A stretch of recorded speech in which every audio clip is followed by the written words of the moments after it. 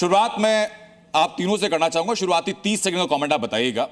इस रिपोर्ट को दिखाने के बाद जो पहला सवाल जहन में आता है वो ये कि क्या अभी भी किसी विक्टिम कार्ड की कोई जगह बचती है? इन आरोपियों को बचाने के लिए कोई तर्क बचता है सर?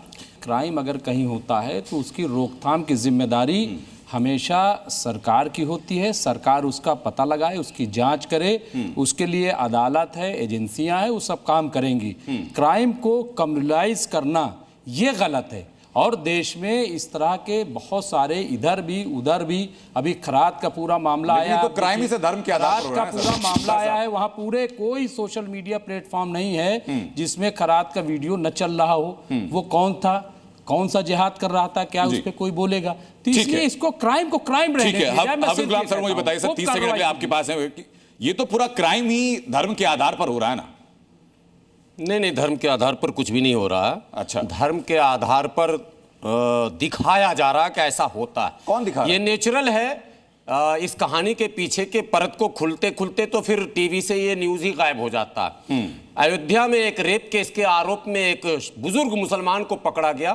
15 दिन सारे चैनलों ने चलाया, उसके पूरे मकान पर बुलडोजर चला, दुकान पर बुलडोजर चला, फैक्ट्री पर चला, और आखिरी में वो बाइज्जत बरी हुआ। आपने उस पर क्यों नहीं डिबेट किया?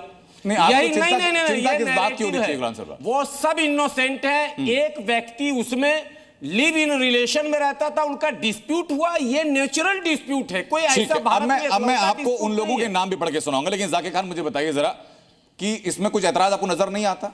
जरूरी क्या है कि टीवी पर डिबेट होनी चाहिए जैसा कि गुलाम सरवर साहब कह रहे हैं, या जरूरी यह है कि ऐसे काम रुकने चाहिए जो जबरदस्ती धर्म परिवर्तित करवा रहे हैं? अमन, एक चीज समझिए कि डिबेट हम लोग क्यों करते हैं, ताकि लोगों को जागरूकता पहुंचे। क्या एक्चुअल है, क्या नॉन एक्चुअल है, उस चीज के बारे में बच्चों को जानने का पूरा हक है।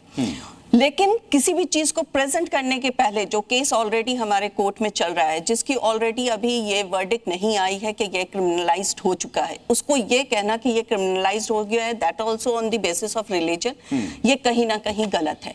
क्योंकि कोई भी क्राइम सिर्फ क्राइम होता है, क्रिमिनल सिर्फ क्रिमिनल होता है। There is no religion in between. अगर आप रिलीजन को लाके उसे पूरी तरह से प्रिडिक्शन को ये कर दें कि ये क्रिमिनल एक्ट नहीं रिलीजियस एक्ट है, तो उस क्रिमिनल एक्टिविटी की कहीं ना कहीं नहीं है तो ये क्रिमिनल एक्ट, लेकिन धर्म के नाम पर हो रहा है। धर्म वहां से आता है। मैं वापस आ रहा हूं फैज खान में सीधा नहीं, शुरुआत में को विस्तार में देंगे। मैं आपके पास में आ रहा हूं। बस फैज खान मुझे बताइए जरा कि क्या ये इस पूरे क्राइम को हल्का करने की कोशिश, जो तर्क तीनों तरफ से दिए गए, क्यों नहीं इसके बारे में अपफ्रंट होकर बोला जाना चाहिए?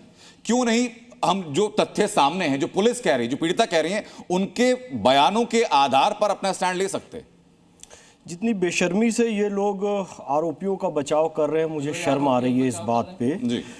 अशोक खराट का मामला इसलिए डिफरेंट है। अशोक खराट एक हिंदू धर्मगुरु, और एक भी हिंदू उसके बचाव में नहीं आया। सब कह रहे हैं उसको बचाव में कौन आ रहा है, लेकिन इनके बचाव में ये लोग आ रहे हैं, डिफेंस कर रहे हैं, तरीके से कह रहे हैं कि ये धर्म का मामला नहीं है। ये लोग उसको भी कह रहे हैं धर्म का मामला नहीं है। जब नाम पूछा गया, पूछा गया, पैंट उतारी गई, गोली मारी गई हिंदुओं को, तब भी कह रहे हैं धर्म का मामला नहीं है। बीफ खिलाया यहाँ पे, नमाज पढ़ाई यहाँ पर, रोजा रखाया यहाँ पर, फिर कह रहे हैं धर्म का मामला नहीं है। कैसे धर्म का मामला नहीं है यार?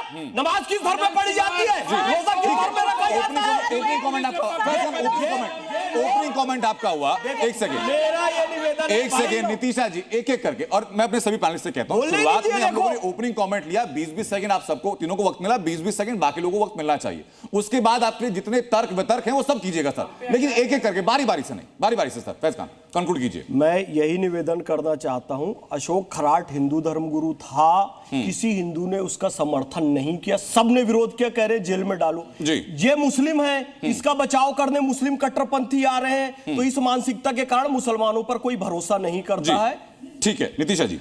पहली बात तो धर्म परिवर्तन का जो सिंडिकेट चल रहा है, जिसमें 7 नाम हमारे सामने आए हैं, सातों के सातों एक धर्म के हैं। दूसरी बात, अगर हमारे सामने ये एक सिंडिकेट आया तो देश में कितने सिंडिकेट चल रहे हैं जो हमारे सामने नहीं है। और मुझे लगता है एक महिला होते हुए इतनी शर्म से ये बात कह देना कि ये कोई ऐसा वो नहीं है, बहुत गलत शब्द थे एक महिला होते हुए, क्योंकि उन महिलाओं के साथ क्या क्या हुआ है, यौन शोषण हुआ है, उनको छत पे जाकर के नमाज पढ़ने को कहा गया, उनको बुर्का पहनने को कहा गया, उनको मांस खाने को कहा गया और एक बीफ का मांस। तो कितना गलत, इससे ज्यादा और गलत क्या महिलाओं के साथ आप करोगे? आचार्य राजेश साहब, मैं आपके पास में आता हूं कि क्या ये चीजें आपको प्राथमिक तौर पर गलत नजर आती हैं, या आप कहते हैं कि अभी इंतजार होना चाहिए कोर्ट के फैसले का?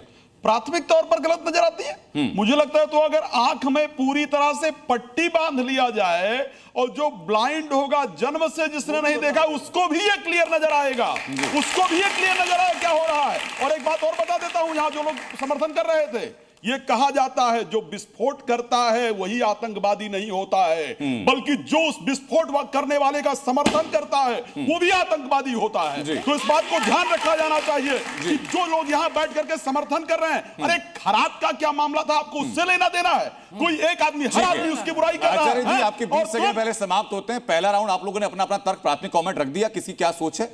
आप तीन के बारे में कॉमन सोच ये है कि हमें फैसले का इंतजार करना चाहिए और ये मामला धर्म से जुड़ा हुआ नहीं है, सिर्फ क्राइम का जुड़ा हुआ है। जबकि एक पक्ष ये मानकर चल रहा है कि मामला धर्म के आधार पर अपराध से जुड़ा हुआ है, पीड़िताओं की बातें सुननी चाहिए।